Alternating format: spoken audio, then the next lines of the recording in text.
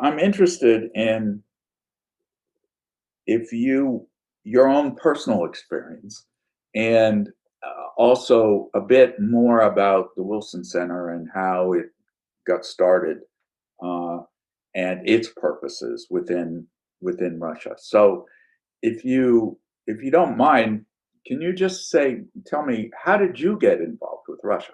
I got in, and let me tell you about the Wilson Center first, and then Oh, we'll. all right, fine. Okay. The Wilson Center was founded in 1968 as a living memorial to Woodrow Wilson. And it was the main animating figures were Moynihan and Hubert Humphrey. Hmm. And their idea was to have a living memorial and to build off of Wilson's career as an academic and politician to bring together the world of ideas and world of public affairs. It sort of got up and running 71, 72. It had an initial director, a guy named Ben Reed. I don't know too much about him. But anyway, in 72, 73, they appointed Jim Billington as director. And Billington came down from Princeton, and he and the people at the Smithsonian had this vision of creating an institute for advanced study that happened to be in Washington, not a policy institute, but an academic institute. Uh-huh. And then Kennan and Fred Starr, who was a junior member of the Princeton faculty, convinced Billington that the way to do this was to establish regional programs. And the first was the Kennan Institute. And the basic mission of the Kennan Institute was to help Americans understand Russia. It was that broad. Right. And, obviously it evolved over time, but that's what the basic writ was. Within this institution, that was to bring together the world of ideas and world of public affairs. So at the beginning, the Kennan Institute concentrated on getting academics into Washington to talk. Remember, this is sort of at the very end of the Vietnam War, so academics and policy people weren't talking. And the idea was that academics have a very different experience in the Soviet Union than policy people do, and to get those conversations started. And that's really how it started. And the center under Billington became a home of residential scholars. So the Kennan Institute became a home of residential scholars. And then the rest is really kind of responding to changes in the environment. But that's the basic pattern. Now, I got interested in Russia because I had to take an undergraduate history course my sophomore year, and I thought British history sounds boring. What's this Russian history? And I had a very dynamic history professor. This was at UNC Chapel Hill. And the professor was a guy named Will Brooks, who never really sort of made a big impact in the field, but he was a fantastic classroom personality, and he took an interest in me. And there was money around, so I spent summers studying Russian, and then I went to graduate school. I ended up going to the University of Toronto, mainly because I wanted to be in a city, and Toronto was attractive, and they had at the time they had a rather interesting kind of program. What I didn't realize, much to my benefit, is by being in Toronto, the Soviet Union was viewed more as an interesting case rather than as the enemy. And that's a very subtle difference. It was only years later, as I kept encountering people trained at Harvard and Columbia and Berkeley, that somehow in the American programs, even the most sophisticated American programs, it was always lurking this notion of what can the study of Russian history or literature tell us about our adversary? Where in Toronto, it wasn't that they were pro-Soviet, it was just a little bit different. What years was this? Emphasis. So I went up there I graduated from Carolina in 71. I was in Toronto 71 into the summer of 74. Then I went to Leningrad for a year. Uh-huh. of dissertation research. And when I came back, because my wife had a job in Washington, we relocated in Washington, but I finished my dissertation in 77. So I was going back and forth. So basically the 70s. Yeah. What'd you write Um, your dissertation on? Soviet trade unions and labor relations, Okay. which, and this, and I decided it was a non-subject. I mean, particularly after the year, the Yeah. year in Leningrad. But I got something out. I got the book published, and then Fred started at Kennan Institute, and I was in Washington, and he had remembered interviewing me about that dissertation topic for my year. And he got in touch with my advisor in Toronto. He said, "Oh, he's in Washington." So Fred invited me in. He wanted to do something on Soviet labor. And I started off as an intern and then went into the Kennan Institute staff. And I was at the Kennan Institute until 84. Yeah. And Fred hired me to do a big study of the research institutes of the academies of sciences, a Ah, directory. okay. So that really, just pulling the stuff together. Right. And so that really broadened my horizon. And In those years, were there visitors from the Soviet Union? very rarely, Yeah. very rarely. I remember probably at the Kennan Institute, there were a couple. Yeah. But what did happen was after the first year, Fred and I decided I would take what we had written and send it to the research institutes themselves. Yeah. And because it was full of all sorts of misinformation, right? But Right. it was what we could get. And we actually got, within a few months, I would say 20 or 30 responses. And then we had a call from the Soviet embassy. So the Soviet embassy invited us over and said, "You can't do this, but we like the idea. What if you make this a joint project with the Soviet Academy of Sciences?" Uh-huh. So this would have been 78, 79. The Yeah. Kennan Institute entered into an agreement with INEON, the Institute of Scientific Information and the Social Sciences, to create these handbooks. Uh-huh. And so that got me going back to the Soviet Union. It got me going back in a different way than as a dissertation student. The first edition of that came out in the early 80s. We were gonna do a second edition, which came out just as the Soviet Union collapsed. And actually, the publisher M.E. Sharp decided to bring it out anyway as a kind of photograph snapshot of what the structure was when the Soviet Union collapsed. Uh-huh. It had some employment data and stuff. And then just two more points on this, and we'll move on. One was I was looking for a follow-on project, and Fred suggested maybe I write about Soviet cities because they were more accessible. And I got an opportunity to write about Leningrad. So that's how the urban stuff all started. Ah, I see. Um, In cities meaning what? How they were how organized? they were organized, how they were run, how they developed, how they were planned. Not so much the economic side. And indeed, when I was working on the Leningrad book in particular, I got tripped up because the Leningrad economy was so heavily defense oriented. Right. And there was a sting operation and all sorts of nasty stuff. Ooh. But meanwhile, I left the Wilson Center and I ended up at the Social Science Research Council in New York. And I ended up there. There's an intermediary step, but I ended up there in 85. And of course, what's happening is everything's exploding because Right. Gorbachev has come along. Right. And we got a lot of money to try to promote the development of Soviet expertise. Money Support from where? money. State Well, Department? from a program that was called Title VIII. It's still around. It was through the State Department, but it was appropriated money. And also at the time, the Rockefeller Foundation, the Ford Foundation. Uh-huh. And, you know, my job was to seek out academic talent and give grants to graduate students and young faculty. Right.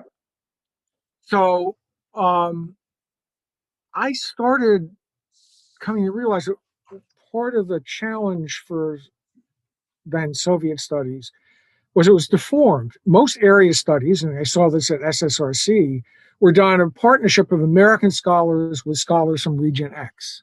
Right. That wasn't happening for all the reasons we know. So I thought there's a real need to create colleagues Uh-huh. across in the Soviet Union, people who had uh, enough Western social science training and background that they could interact. It could be much more equal. And then the position at the Kennan Institute came available in '89, and George Kennan reached out to me, and I thought, well, this is the best opportunity to create those colleagues. Yeah. So I ended up at Kennan in '89. You couldn't have a better moment.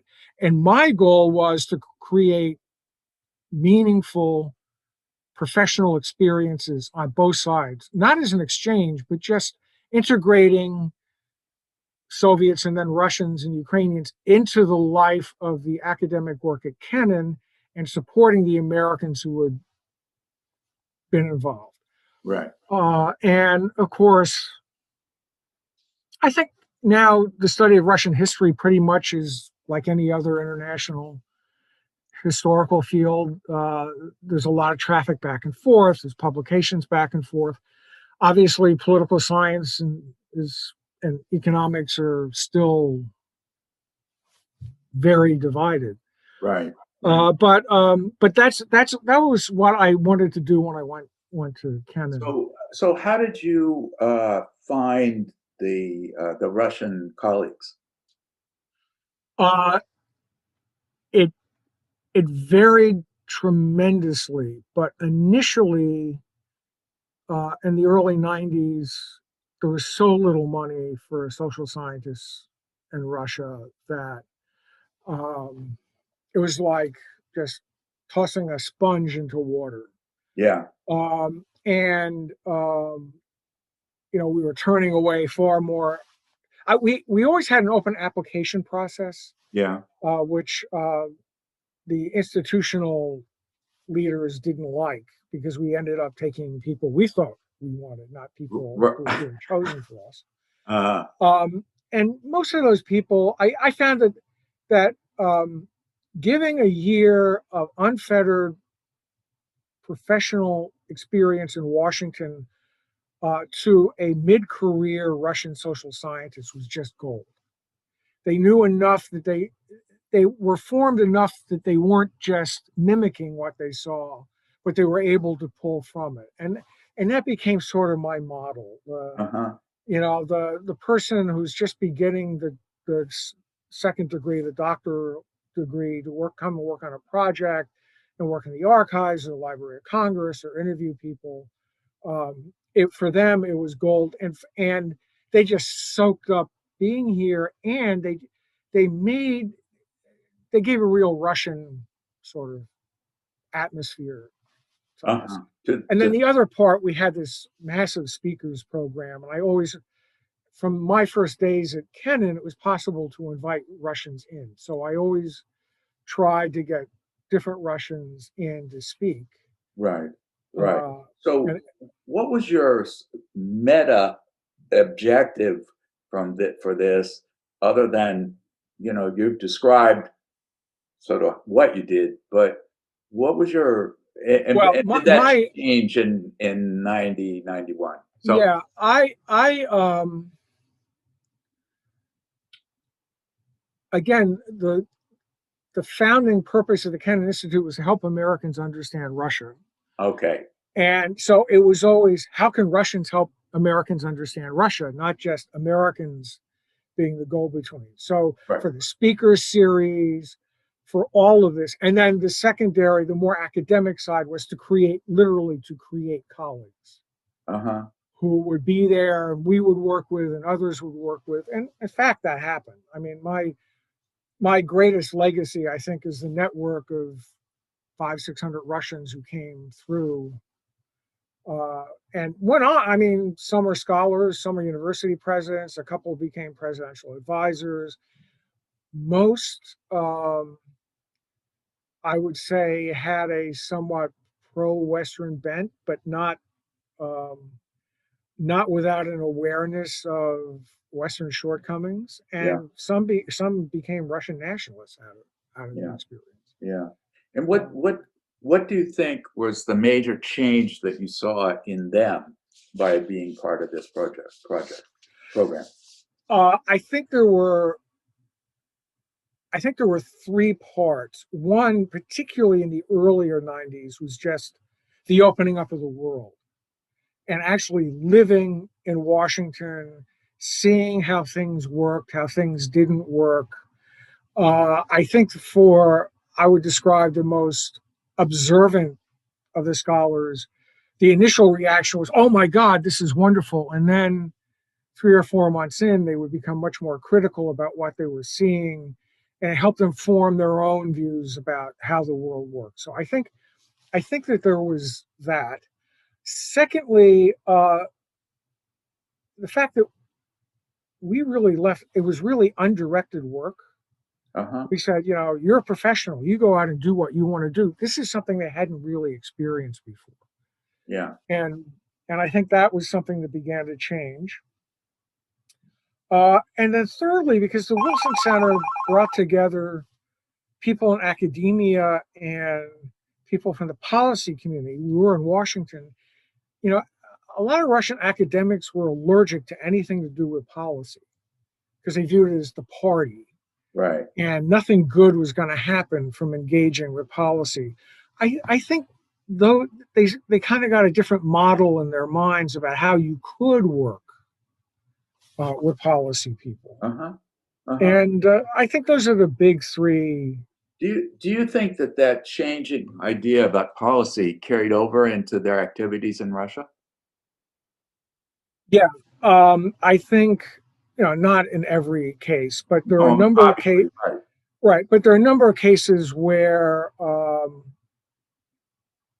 not so much running of the Duma, but they would go back and they just came back from spending a year in Washington. They had credentials. They Right. they would deal with people at first in the Duma, somewhat in policy. Several became academic university administrators and were deeply involved in education policy.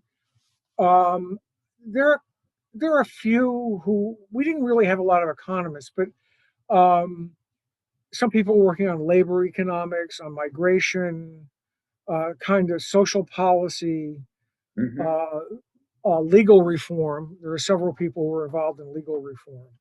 And certainly for that cohort of, say, 90 through 96, 97, most of those folks became involved in some way in Russian administrative policy making, not Uh-huh. necessarily, as I say, at the top, but in that middle realm. I think once Putin came to power, a lot of the connections were severed, Uh-huh. and it began to close off.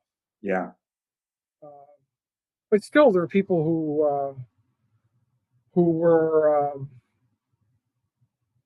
the vice rector of Ural State University, the vice rector of Tomsk University, those kinds of people, a couple Right. of people in the Ministry of Education. Yeah. So you weren't sort of limited to Moscow, St. Petersburg. You No, in fact, one of the decisions I made, because I had already done that book on Leningrad, and then the Yaroslavl project started in '89, I really made an effort to reach out of Moscow. And in fact, I offended some people in Moscow because we would turn down established scholars in Moscow for some unknown person from the Urals. yeah. And the Moscow view of the world is those people don't know anything. Right. But we did make a concerted effort to get outside of Moscow and St. Petersburg. Of course, some of the people we gave grants to moved to Moscow after this experience and so Right. on. Right. But Right. we really tried. And then my own work, um, I was doing the Yaroslavl project. We set up an alumni association in Russia, and we in the late 90s, and it kind of atrophied, but we would try to hold conferences or spread the conferences around the country. Uh-huh. So we really made an effort to get out, and I think it's made some difference. Right. Again, I think a lot changed when Putin came in. Yeah. Yeah. The other thing that happened was, on the basis of all this, I was invited by MacArthur and Carnegie to become the American Secretariat for a project to reform social science education at Russian universities. And Wow. it ended up being $40-50 million in cooperation with the Russian Ministry of Higher Ed. And we created regional hubs. I think there were 8 or 9 of them, and they were to be interdisciplinary. They were to connect to teaching and research. And they were things like the study of tolerance at Ural State University. That was the most successful. Russia and the Pacific at Vladivostok, Far Eastern University. A very mixed bag. A guy named Andrei Kortunov, you may have encountered, I remember that. Andrei was running the program on the Russian side. Yeah. Andrei's not the most user-friendly partner. It may be interesting that Carnegie Corporation has an oral history of this project. Oh, really? Which I think is at Columbia University. Okay. And I'm sure they interviewed Andrei, they interviewed me. What happened was, well, 2 things happened. Earlier, MacArthur decided to try to convert, Russian universities were not research institutions, they were teaching institutions. Right. And MacArthur had this vision, a guy named Viktor Rabinowitz, who had family connections to Russia. He saw the potential power of Russian universities as research centers. So they did a project in the natural sciences, which I think still continues. And then they reached out to Carnegie, and Vartan Gregorian said he had no interest in helping in natural sciences. Let's do something in social sciences and humanities. So that's how Carnegie got involved. And I see. For a variety of reasons, they asked me to write a report about what could be done. And so one thing led to another, and the program came to us. Right. I had said that what was missing was this kind of mid-level zone that would bring different Russians together to cooperate, that they were basically too stovepiped. Right. And I suggested investment in editorial boards and regional associations, that kind of stuff. Vartan, having been president of Brown, really believed in the importance of university as institutional bases. So he really made it grants to these universities to create regional centers. And to do that, we had to work through the Ministry of Education. And in the end, the Ministry of Education just destroyed it. But there's still some. When did this begin? That began, well, the study would have been 96, 97. Yeah. The project began, I would want to say 99. It lasted till 2010, 2011. Wow. Okay. Okay. Yeah. Yeah. And, like in all these things, there were lots of decisions. It was an international board appointed by the funders. Uh-huh. So there was a deputy minister of education. There was Andrei, the rector of St. Petersburg University. There was me, Carnegie, MacArthur, a couple of scholars, and the critical part was the first year, because that was when we decided who was going to get the money. I see. And there was bitter infighting, and the Americans wanted to base the decisions on the proposals, and the Russians kept saying, "You don't understand. I don't care how good a proposal is. We know that institution is weak, that institution is strong. Maybe They didn't write a good proposal." We ended up dividing it up, and I have to say the Russians were right. Huh. The ones that lasted were the ones they said had institutional strength, and the ones that happened to produce, Novgorod comes to mind, produced a brilliant proposal, but it had no capacity. Uh-huh. Um, Interesting. Yeah. Yeah. and then as it went on, some programs had to be cut because of corruption. But Uh-huh. I would say there were like 5 or 6 that kind of, I think they still exist in some form. Huh. Interesting. Interesting. So they're funded another by the Russian government at this point, I Yeah, assume. at this point, they're just part of, yeah. The ministry. So I'm going to go back to the Wilson Center. When did you establish an office in Russia? Uh, what happened on that? Obviously, I want to be involved in Russia. So we started out in 90 through the IREX office. Okay. And the IREX office was run by a guy named Todd Weinberg. And they moved around, but then there was the 91 uh, coup.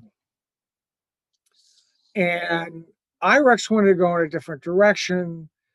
Todd wanted to start his own business that would be kind of intermediary. And he came to me and said, why don't we open up a Kennan office and I'll represent you? And by 92, we got going. Uh-huh. But what made sense in 92 didn't make sense in 2012 when the whole Uh-huh. thing kind of went poof. What we did was we set up a Moscow registered, not for government organization, the trustees of which were all employees of Todd's company. And then when the money got there, it was put into the hands of this Russian NGO. Uh-huh. And then we coordinated it all. It actually all operated pretty well for about 10 years. But then it began to fray a little bit, and um, Todd was losing interest. We set up a similar office in Ukraine, and the guy running the Ukrainian office was skimming money. Uh, the political atmosphere changed in Russia. Yeah. Uh, there were subtle hints that maybe it's not a good idea to be here. And then when I left in Kennan in 2012 to do other stuff, the my deputy director, Will Pomerantz, replaced me in the interim, and then Matt Rajansky came in, and they just killed it.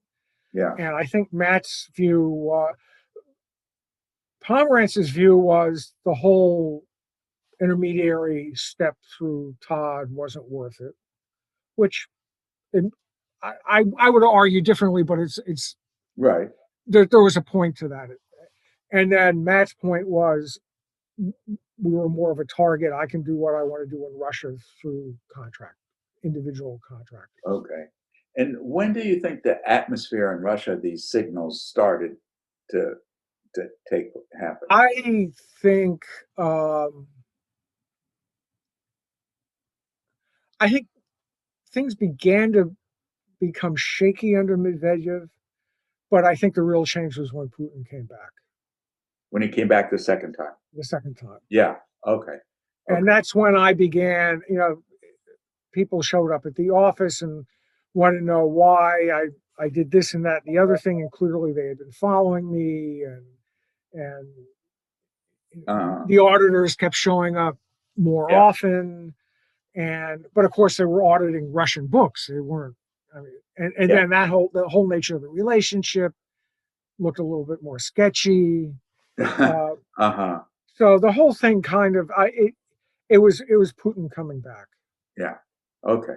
Okay. It's yeah, and interesting because I think Medvedev's was the high point of the globalized Russian, right? Um, and I mean, would you say that sort of part of what you were doing was integrating the Russian academic sphere into Yeah, the global academic life, right? right, Yeah. right. And okay. And so look, I want to go back to the Yaroslavl project. So just because that's really how we met, what was that project and how did it get started? Okay. I was finishing up the book in Leningrad and I was at SSRC, so I controlled a little bit of money and I had developed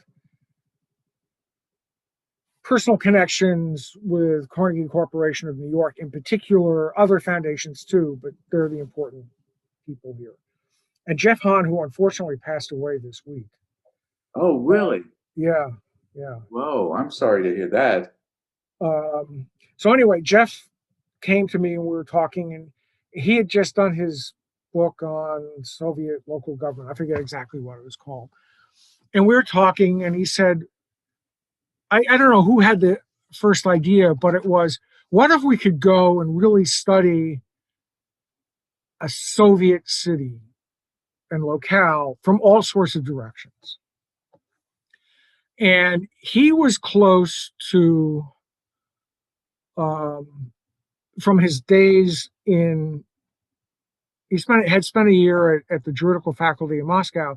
He was close to Georgy Berabashev, who was a professor of American law, and also had been a professor of Gorbachev. Ah, And at the time, Lukyanov, who was the chair of the Supreme Soviet, was on the faculty there, and Jeff had gotten to know his daughter, who was on the faculty there. And he said, what if we make it a joint project? So, great. yeah. So the initial concept was Villanova, and I reached out. It basically became Tim Colton, Jerry Huff, Jeff, and myself, with the funding from Carnegie, and we included a lot of money to support graduate students doing research. Uh-huh. And that was the American side. On the And Tim Soviet, Colton was involved with this? yeah, yeah. Huh. I never knew that. Okay.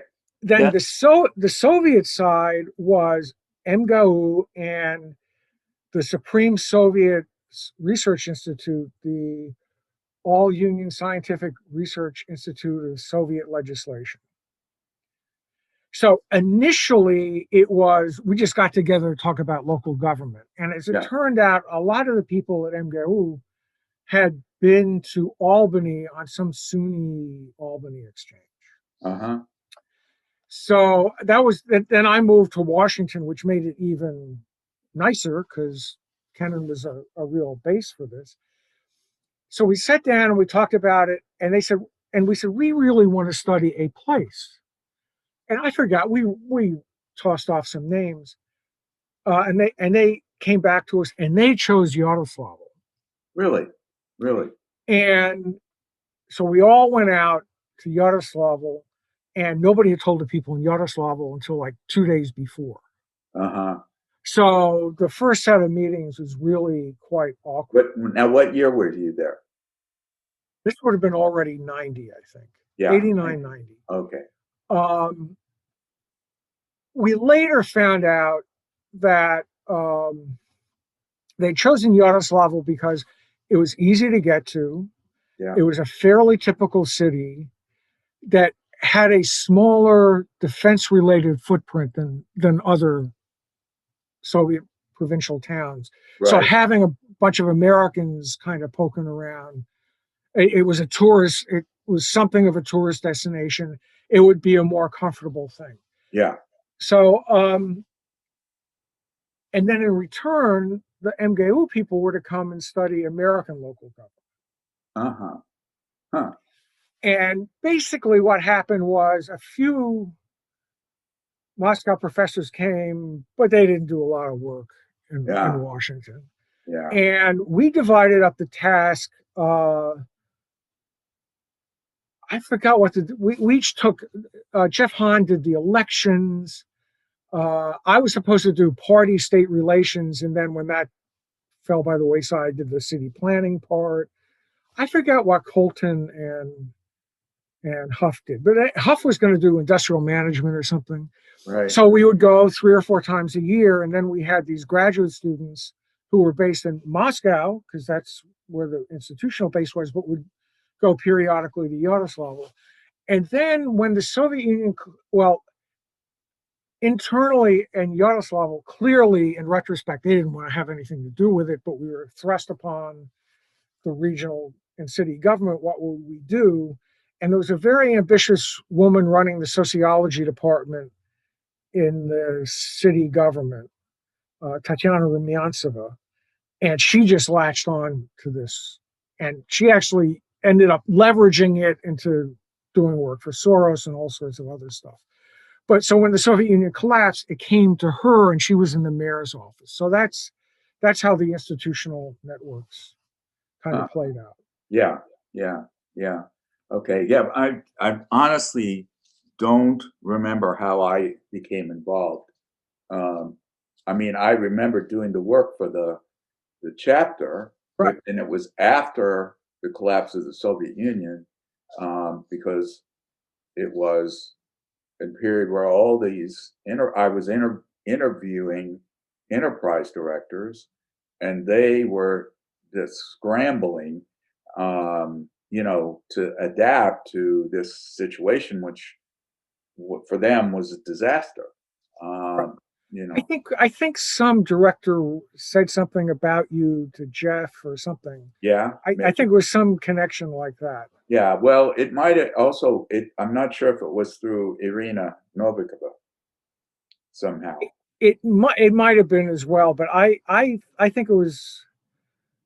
We were also, I mean, obviously, these poor folks were just trying to figure out how to keep their heads above water, and they were reaching out to everybody. Right, right, Um, right.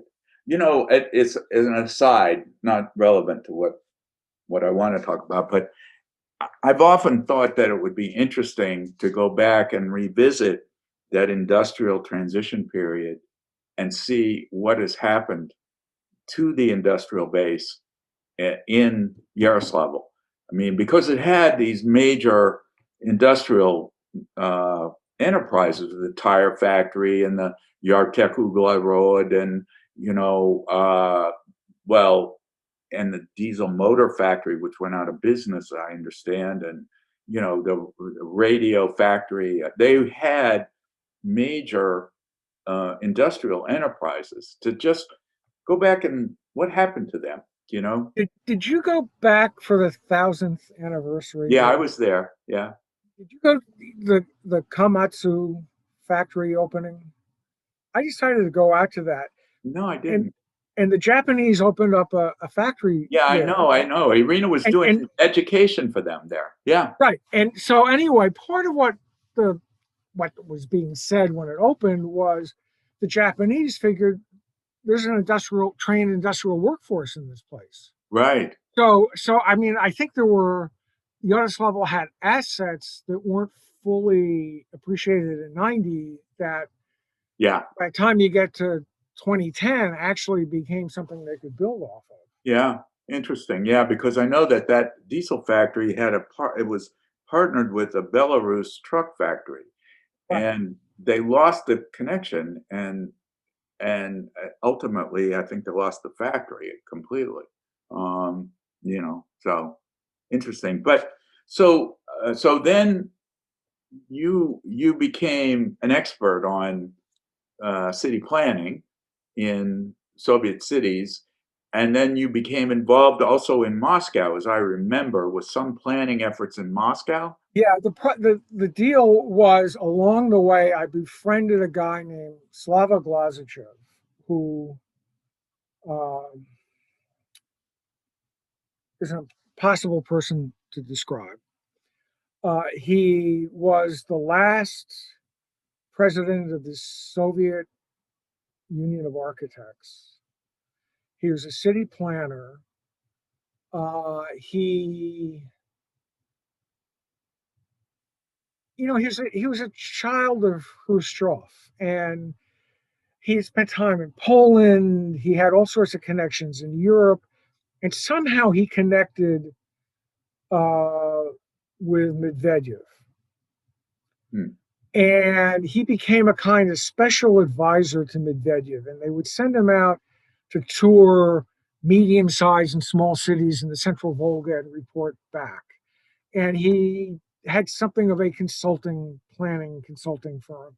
So anyway, Slava became a really close friend, and he would take me when I would come. He would take me out to visit some city, Cheboksary or some godforsaken place I never would have been to, and he'd talk about his plans, and we would meet architects there, and so on and so forth. And then around about 2010, he ran for deputy mayor of Moscow, and he viewed himself as a kind of oppositional figure to Lushkov. Hmm. And, I mean, Lushkov is up here and Slav is down here, but he managed to mobilize sort of intellectual resources, he would say, around reconceptualizing Moscow.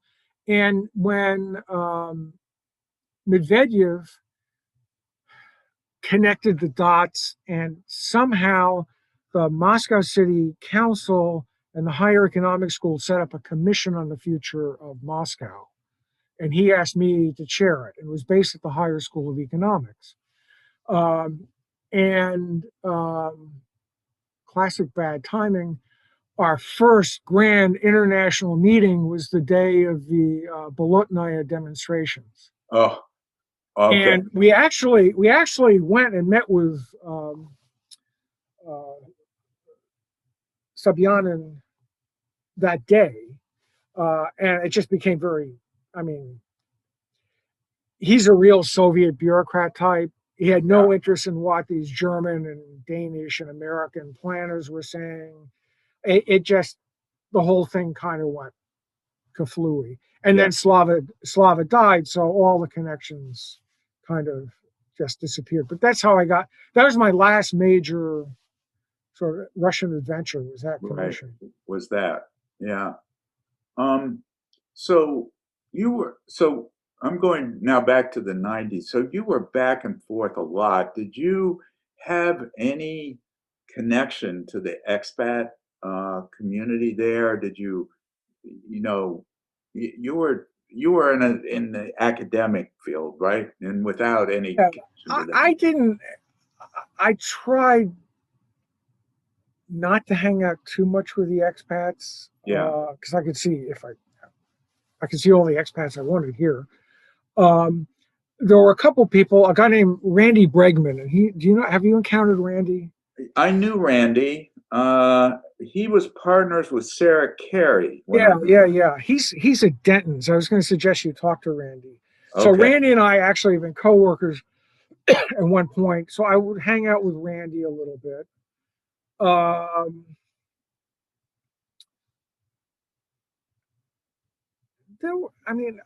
I wasn't opposed. I just didn't have enough time. The expat I really got to know was a Spanish journalist who'd been there since '84, and she had been at Kennan, and so I hung out a little bit with the journalists. But a lot of the expats didn't want to hear what I had to say, because I was going out and about and coming back and saying, something is not going all that well. There are warning bells going off. You really should hear people. They don't like being lectured to. Yeah. Tell me more about that. How were you were hearing that from the Russian context that you were speaking? Right. And when did you start hearing that? Well, I still remember very vividly in Yaroslavl. It would have been probably '92, because the Soviet Union collapsed, and I walked in to interview a factory manager. I don't remember which one, and he said, I just had an American, a 20-year-old, it was probably 30, but anyway, a 20-year-old American in here telling me how I'm supposed to run a factory. Who do you think you people are? So I remember that. I remember some of the academics. I very much remember, when was it, '93, the shootout at the Russian parliament. Yep. Everybody in Washington thought this is the breakthrough moment. And then I started talking to Russians, actually Russians coming through Kennan first, and they were saying, well, how would you like tanks rolling down Pennsylvania Avenue? And they just clearly just viewed the whole thing differently. Yeah. And Um, but I would say by the time you got in the mid 90s, 94, 95, 96, it was pretty clear relations were going badly. And then the war in the Balkans really seemed to be a disjuncture. Yeah. Uh-huh. And Yeah. that even Kennan scholars got upset about the, the NATO bombing of Serbia, Yeah. which I have to say surprised me because I never really thought of Russia doing all that much for Serbia, but Yeah. it was an emotional tie they could play Yeah. off of. Yeah. It was that Orthodox Right. Slav tie. Yeah. Um, huh. So Um, were you and that sort of message wasn't appreciated, that maybe we were overbearing. Yeah.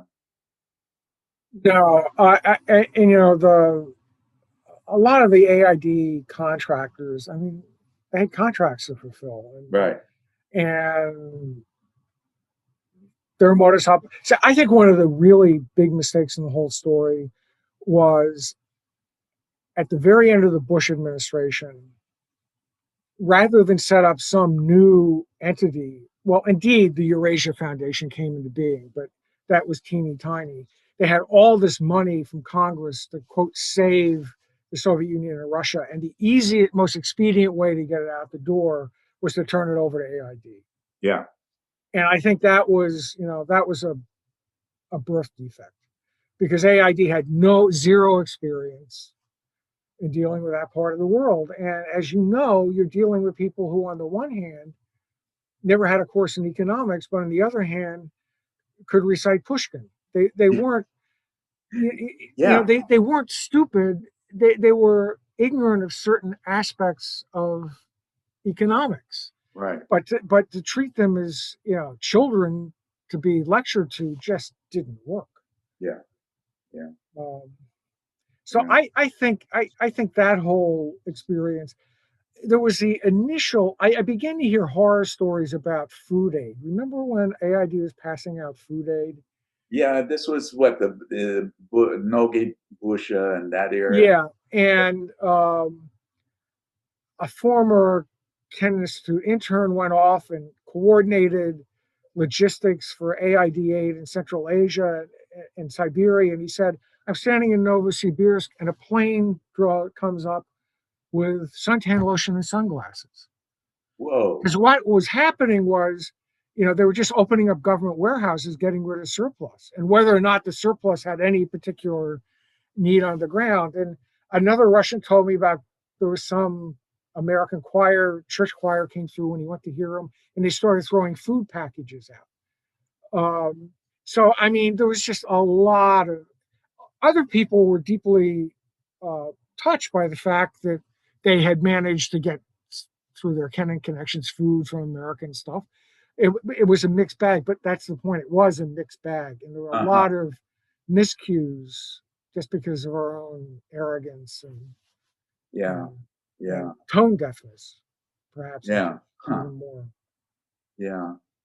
Yeah. I don't, I had the uh, similar experiences, and I mean, even on an individual level, in terms of some of the joint venture, um, the joint ventures I participated in how those things were run by the American side, and I'm trying to, and I'm glad you sort of brought this up because it's hard to capture it, um, you know, um, but there's a sense of a well-established old civilization being confronted by a new, brash, and successful but not sophisticated one. You know, um, that's what it seems to me. And I have to say that for myself, I knew some of what I was doing, but a lot I didn't, and Right. I think I was changed a lot by that experience. And the people that I've interviewed who have stayed there, and I've now interviewed 3 or 4 Americans who are in business who are still there, they all have been changed. and they were the ones who were able to navigate that transition, you know. So, Well, I think listening is not the most prominent American trait. yeah, And I think people who were willing to respect and listen manage actually to connect rather well. uh-huh, But I think for people for whom, this was just another assignment, um, or what it just didn't, they never connected. yeah, yeah, yeah. Would you say that there was, in terms of the private foundations, and that's an area which I'm much less familiar with, was there consensus among those private foundations as to what they were doing in Russia, what the objective was? I think it varied from foundation to foundation. At some point, the Stanley Foundation used to hold these convocations out at Airlie Plantation in Virginia. They'd be on different subjects, and I chaired one for them on engaging Russia. This would have been '93, I think. And I invited representatives of a lot of foundations and a couple of AID people and some scholars. And one of the questions I asked people, it was about 15, 20 people, uh, fairly well placed from a number of American institutions. Why are you doing this? What excites you about it? And they almost to a person said, because this is an opportunity to change a country. Uh-huh. And, I think obviously that didn't work out so well. Right. But I think in general, a lot of the philanthropic institutions were about taking a model of the good society they had, it may be different, but bringing it and getting it in place in Russia because Mhm. we think it's really good. And if only Russia did X, Y, and Z in economics or uh, educational reform, pick your field, they'd be so much better off because we really believe in these models. So I think that was a big part of the foundations. Yeah. Um, the Eurasia Foundation really was guided for a long time by their funder, AID. So it was another mechanism for pursuit of democracy, this and so on. I actually thought MacArthur did a really good. They did the best job. They very quickly set the office up.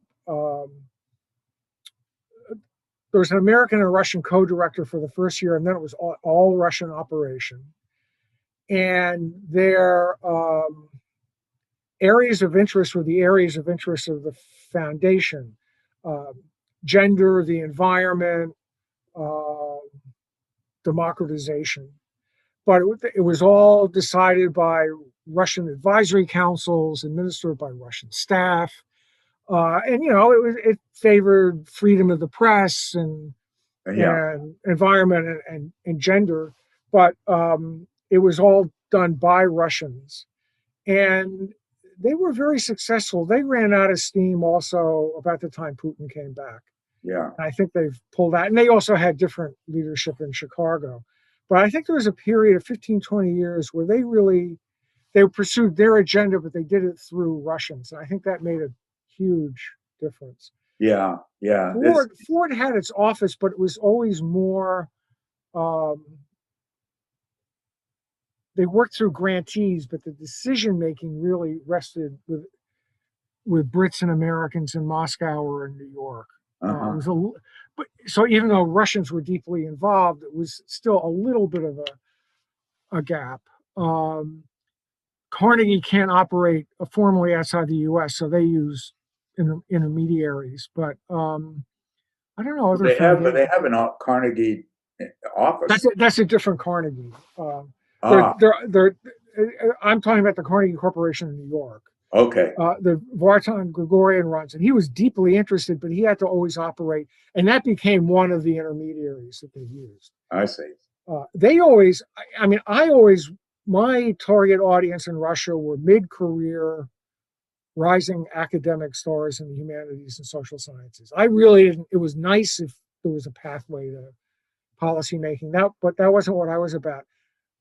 The Carnegie office in Moscow was all about shaping Russian policy through engaging Russian policymakers, and they did a pretty good job of that. Right, right. Well, was there, um, I mean, I think that, I'm speaking for myself, there was in those years the feeling, A, of participating in history, but that that Russia was becoming integrated into the global world and would remain that way. However, the characteristics were they would remain integrated in that world, and that was the path forward. Did you feel that at that time the same? I mean, I felt, in a way, I still do, that the only Russian future is a future integrated into international systems. Yeah, Um, and I had a little corner of that, but I really felt that, and I still believe that. Obviously, with changes in China, Putin, changes elsewhere in the world, Trump, that's not uh, the dominant paradigm these days. But I still think that that's where I think Russia is a country full of remarkably talented people, and who could swim effortlessly in the international environment, and we both know Russians who do. yeah, And that was the way that, having lived there in 74, 75, I had no nostalgia about how great the Soviet Union was. It sucked. yeah, yeah. And this was how Russia was going to actually live up, in my mind, to being the great power and take its place at the table. Right, right, But obviously, enough Russians didn't buy that, and enough people in the outside world didn't, that right. it didn't Well, work out that way. but even when you started hearing the pushback, like 94, 95, 96, like don't tell us how to live, did you still feel that they were going to remain within this integration paradigm, globalization paradigm was going to continue? I felt that until Putin came back. I Yeah, think Medvedev, starts and breaks in a clumsy way sometimes, but I think Medvedev was still on that path. yeah, And I also think, although clearly Putin was the dominant figure, I think there was enough of a division among Russian elites, the people who feel the way we're talking about align themselves with Medvedev in the hope of kind of push this along. right, And then I think when the KGB guys came back, that was yeah, it. yeah. It was for Huh. now. So that's a pretty long period. I mean, so you didn't feel that way in 2000 uh, when Putin took over. Um, I was no, and Putin's first term, he actually did some things that some of the tax stuff. yeah, It was all in line with this kind of policy. yeah, I'm not. I'm not.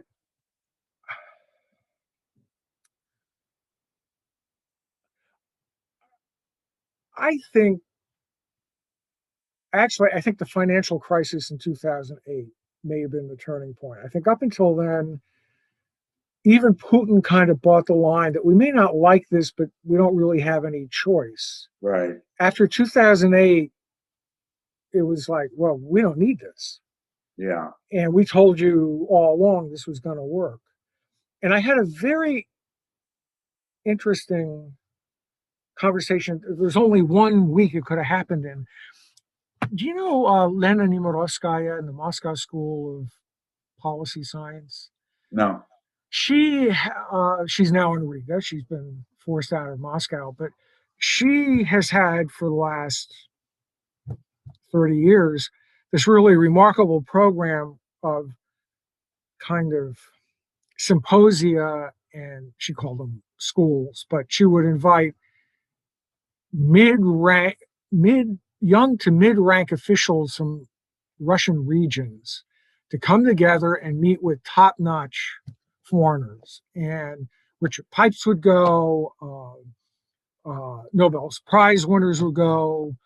I went, and the meeting I'm thinking of was September 2008 in Tatarstan, and I forgot what I was talking about, but we came to lunch, and they put me at a table with Tatar Republic economic officials, and I thought, God help me, what am I going to talk to these people about? Right.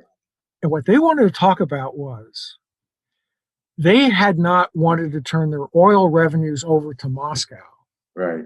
So they put their money, invested it in Fannie Mae and Freddie Mac bonds.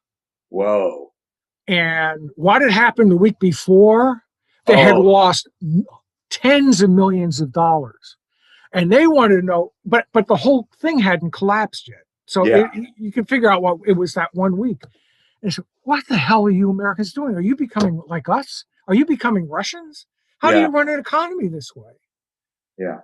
And Yeah. I think I remember Slava Glazichev was also really upset. And poor, because they had invested, his son was in Philadelphia, he had invested money in the States. It 2008, I think, was the moment when the curtain was pulled back in Oz, and there wasn't anything there.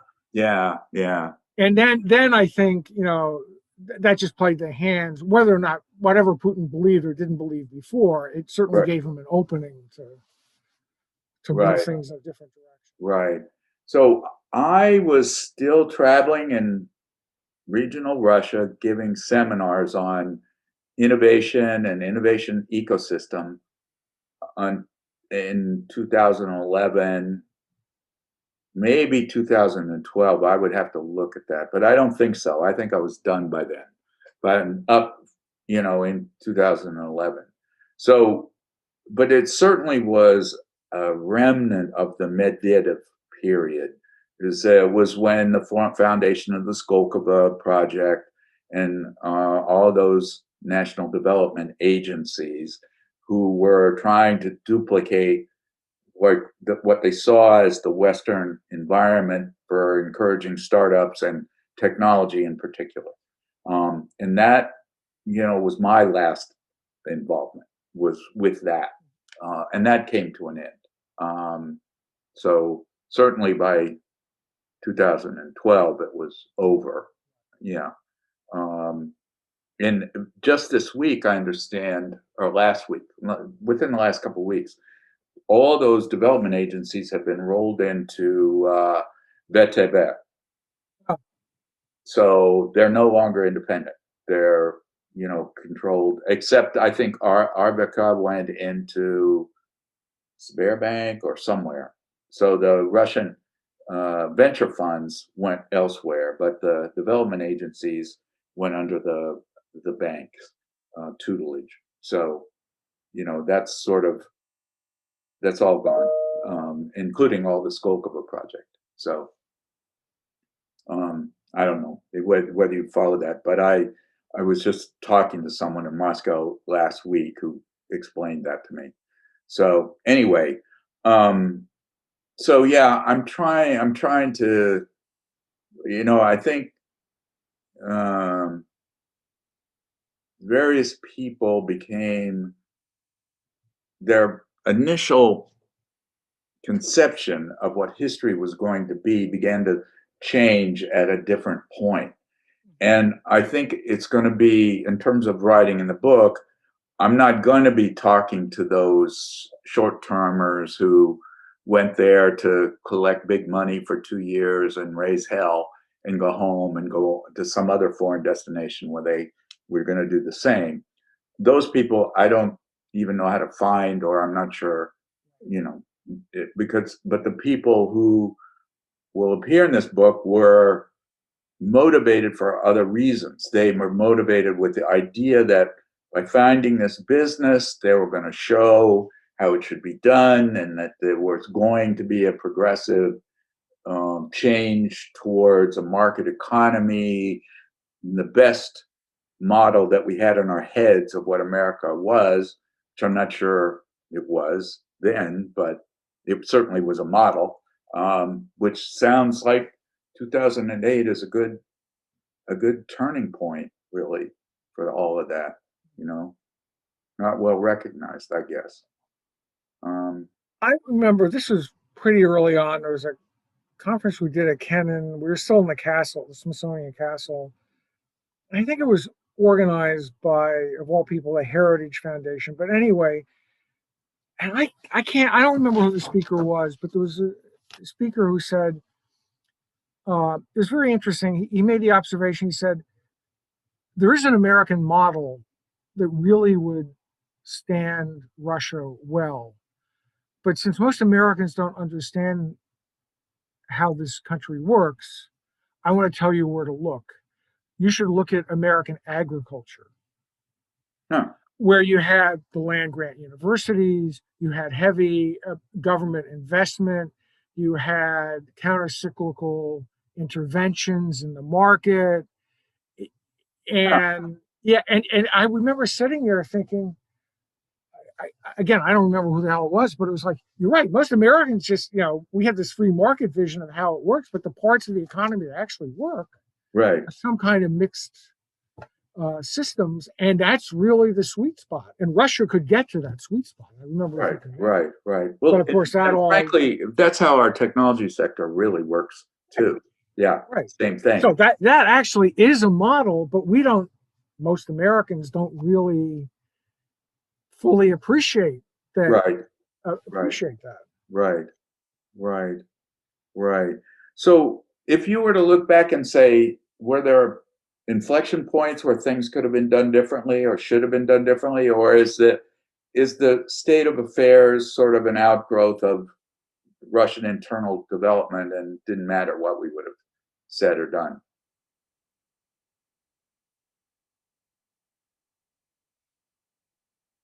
I think we could have made a difference at the margins. And I think the inflection points, I think the first one was 93. Yeah. And I, no one else in the world thinks what I'm about to say is true, but I actually think it would have been a good thing if the communists had won the election in 93, because they would have failed and it would have gotten that out of the system. Uh-huh. Uh-huh. And looking back at it now, 3 or 4 years of chaos under Zyuganov is nothing compared to what happened. So I think our You mean the 96 election? the 96 election, yeah. Yeah. Yeah. So I think 93, the shootout, the 96 election is a big turning point. Yeah. And I think some point around the time, the end of the Yeltsin era, when Putin came, that's also about the time of the Balkans. There's a whole bunch of stuff that if we had just allowed the Russians to have a more meaningful role in the Balkans, that might Yeah. have made a difference. On the and then I think obviously 2008, and then the return of Putin. I think those are all possible points. On the other hand, it's like NATO expansion. I think there were a number of us who were saying that bad things could happen in the Russian relationship, but the response, which has some power to it, was the Russians shouldn't have a veto power over whether or not the Poles want to be in Europe. Uh-huh. Yeah. And Yeah. I can't, that was, it could have been done differently. Maybe we didn't rub Russians' noses in it, yada, yada, yada. We all know that one of the problems with dealing with Russians is at some point they just can't help sticking their finger in your eye. Yeah. Yeah. No matter how well-meaning you are, they just have to, they have to show that they're capable of being really nasty. Uh-huh. And so, I don't. It's not. The Russians are part of the story too, but Right. I think Right. a little bit more. Yeah, I think after the period after this was 93, the shootout, and there were parliamentary elections, and the ratification of the Constitution in December. Yeah. And you know, clearly the Constitution wasn't ratified because they went off the air and came back and declared that it was. I think if at that point, my understanding is that there were people around Vice President Gore who were saying we really need to change tack. And they ran into the buzzsaw of Larry Summers at Treasury. And there was a fight between Treasury and state being connected with Gore, over the future of Russia policy. And the Summers position clearly won out. You know, Huh. we have our horses, we're backing them. This all has to be done because this is what economics tells us has to be done. But I think there was a point in December 93, January 94, when Gore and some people at the State Department were trying to say we should step back from this a little and take a different tack, and they got totally gobbled up by Treasury. Yeah. Interesting. Yeah. So I think that was the turning point. But fundamentally, I mean,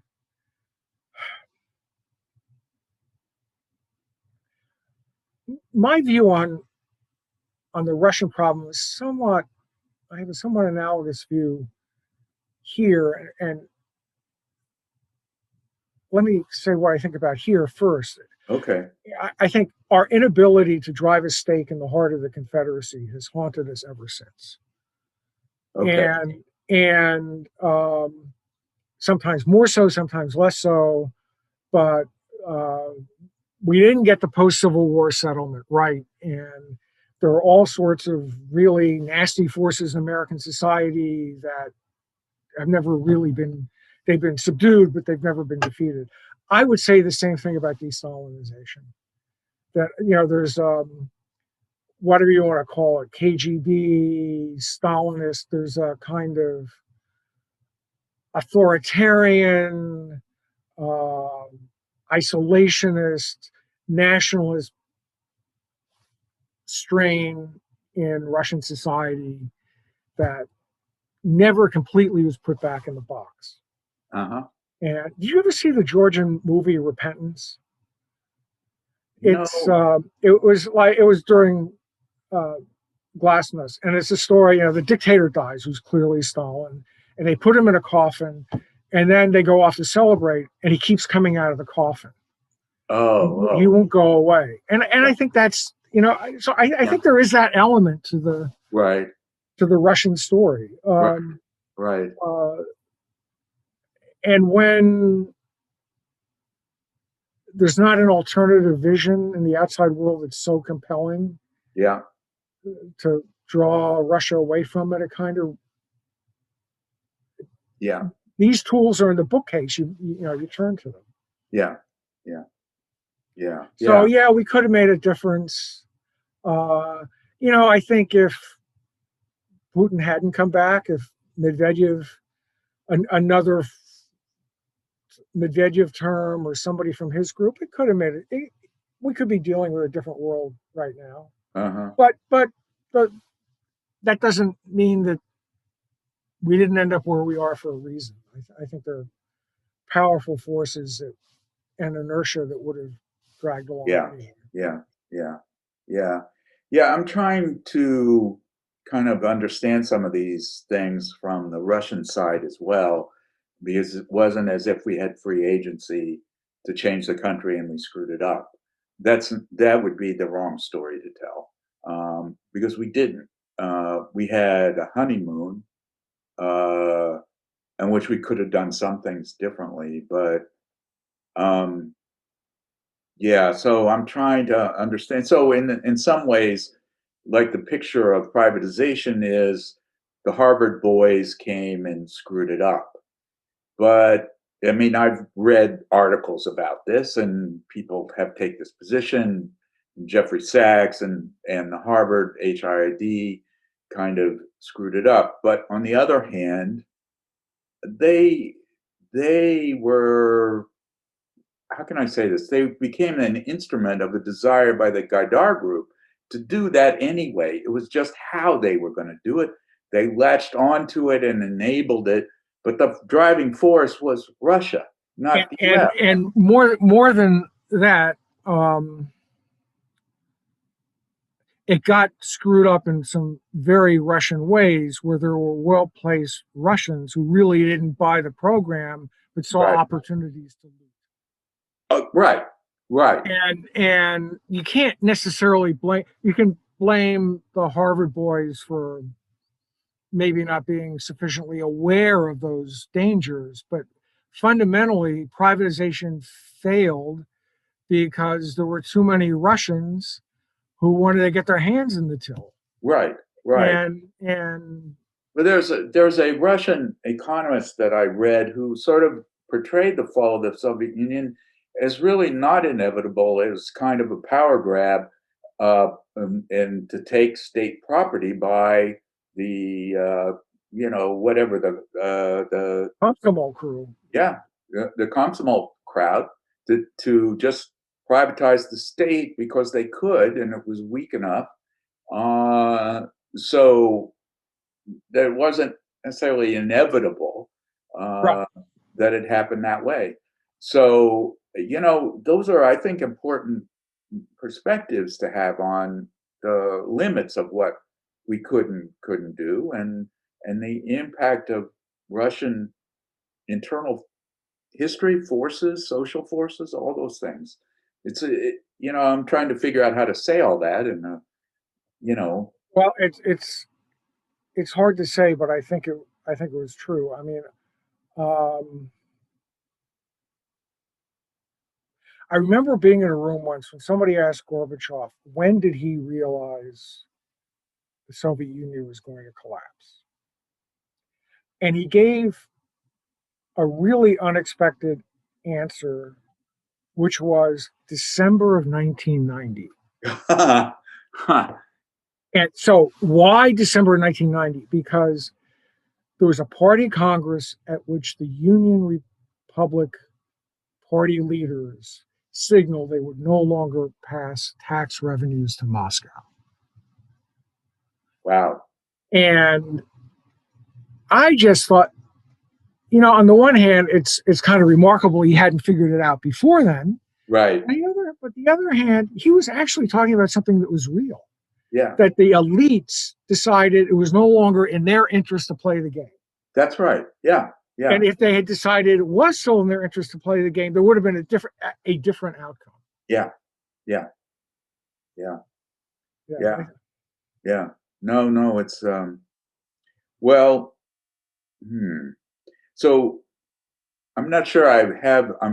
I get to about an hour and a half in these interviews, and I feel like I've kind of run out of intellectual effort at this point. But I think that this has been very, very useful to me, and very helpful. And I'm hoping that some point in the future, if I want to like maybe run some of these themes by you again, you'd be willing to do that. Yeah. Okay. And besides Randy, are there other people you think I should speak to? Other people in this institution, in this private foundation world who might, be reflective about it? Somebody will give you a totally unique perspective is Deanna Arsenian, who's vice president of Carnegie Corporation of New York. She may be the last remaining pro-Putin person in the U.S., but her story is she actually was the daughter of Greek communists, despite the Armenian name. Everybody Yeah. thinks she's Armenian, which there's an Armenian connection, but the real deeper story is her parents were Greek communists. They lived in Moscow. She grew up in Moscow, and when she was already 17 or 18, they moved to New York. Uh-huh.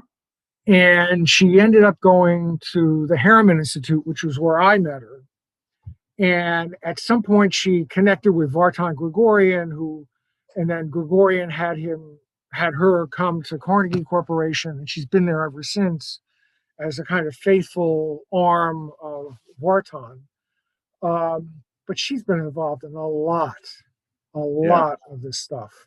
And she has um, a perspective that doesn't fit neatly into the normal American categories. Right. Would she talk to me? I don't know, send her a note saying I suggested, what you're doing, and Blair suggested. Okay. She lives, I think she still lives in Providence. So Oh, not, wow. not, Okay. not that far away. Right. Yeah. Yeah. Yeah. If I ever get vaccinated, I could actually go talk to her. But maybe if she'd be willing to do it by Zoom. Try it. I mean, Okay. she may say, no, I haven't been in touch with her in a while, but try it. Do you have an email address for her? Not off the top of my head, but I think it's something like Diana Daughter Sinian at CCNY, Carnegie Corporation of New It's York. ARSENIAN. ARSENIAN. Yeah. I think if you go on the Carnegie Corporation of New York website, Okay. I'm assuming she's still there because she was there Okay. Okay. before COVID. All right. I'll try. If I have any difficulty, I'll get back and ask you. But But you can say I was talking about her support of the Yaroslavl project, and right. yeah. Okay. Okay. Okay. That would be fantastic. That would be fantastic. So if anyone else pops into your brain, please let me know. And again, it's fun for Yeah, me having the yeah. Well, conversation. this has been useful for me too. I'm remembering things I had forgotten about. Yeah. Yeah. Yeah. Yeah. And so thank you very much. And Okay, yeah. and just reach out if I can be helpful again. Okay. Okay. Absolutely. Absolutely. And congrats on all the work you've been doing on the DC cultural scene. So very prolific person. So I'm Okay, bye bye. bye bye.